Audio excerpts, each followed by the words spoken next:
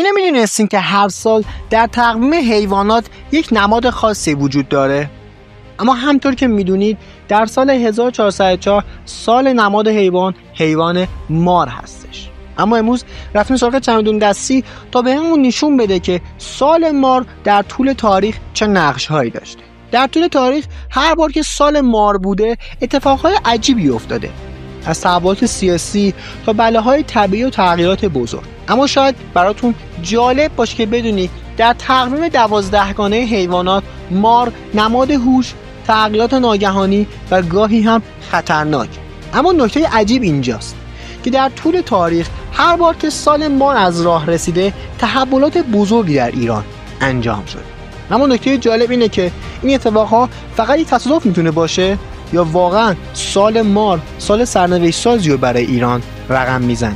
اما بیاید تو این پست به همراه چمدون دستی ببینیم طبق تجربه های قبلی امسال وقایع بزرگی همراه داریم یا نه.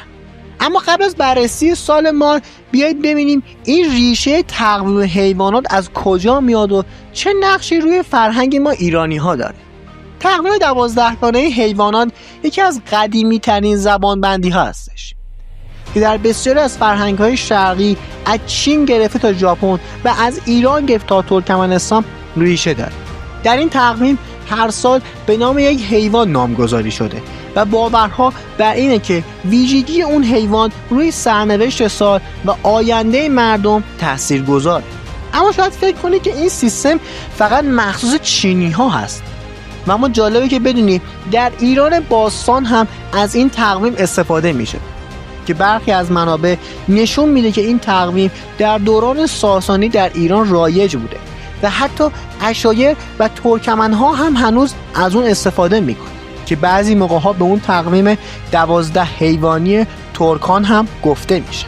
اما در این بین در این سیستم هر 12 سال یک بار چرخه حیوانی تکرار میشه و هر حیوان یک سال رو نماینده میشه و این باور وجود داره که ویژگی‌های اون حیوان بر روی ویژگی‌های کل اون سال و حتی خلق و خوی متولدین اون سال هم تاثیرگذار. اما خلاص بریم سراغ بررسی ویژگی 12 حیوان تقویمات حیوانی. حیوان اول موش، نشونه باهوشی، زرنگی و فرصت طلبی رو داره. حیوان دوم گاو، نشونه صبوری، قوی بودن و قابل اعتماد بودن رو داره. حیوان سوم ببر، نشونه شجاعت، رهبری و نترس بودن رو به همراه خودش داره. حیوان چهارم خرگوش، نشونه آرامش، صلح طلبی و محتاط بودن رو به همراه خودش داره. حیوان پنجم اژدها که نشونه قدرت بودن، کاریزماتیک بودن و جاه طلبی رو به همراه خودش داره. حیوان ششم اسب، نشونه آزادی، پر انرژی بودن و اجتماعی رو به همراه خودش داره. حیوان هفتم گوسفند که نشونه خلاق بودن، مهربانی و دلسوزی رو به همراه خودش داره. حیوان هشتم میمون که نشونه شوخ طبعی، باهوش بودن و اهل بازی بودن رو به همراه خودش داره. حیوان نهم سگ که نشونه وفاداری، قابل اعتماد بودن و محافظت رو به همراه خودش داره. حیوان دهم مار که نشونه راز آلودگی، باهوشی و زیرکی رو به همراه خودش داره.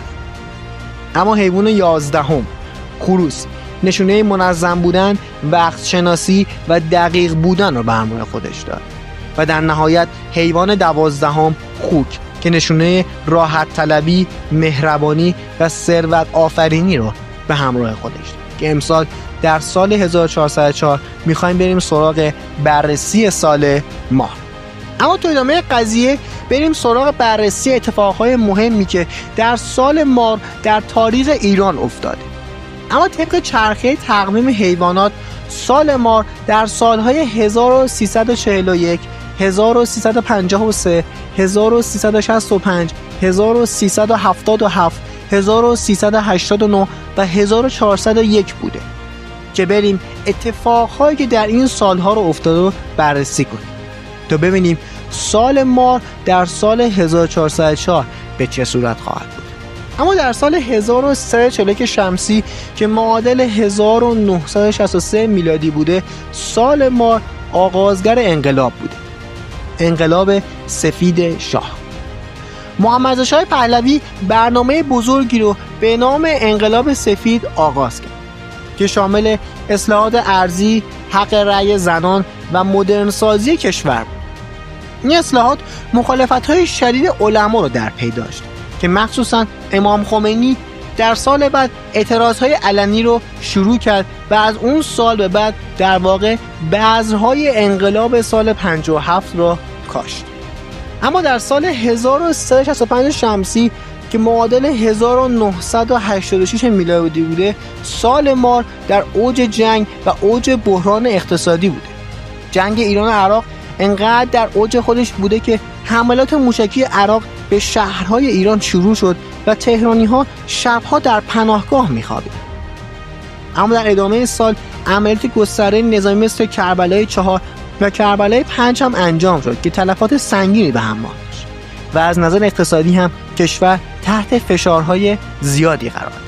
اما در سال 1377 شمسی معادل 1998 میلادی، سال مار قتل‌های زنجیره‌ای و شوک‌های فرهنگی زیادی رو به همراه خودش داشت. قتل زنجیره‌ای روشنفکران و نویسندگانی مثل داریوش و پروانه فروهر، محمد مختاری و محمد جعفر پوینده و خیلی از شوک‌های فرهنگی که باعث شد سالی پر از بی‌اعتمادی و تردید و ترس رو به همراه داشته باشه.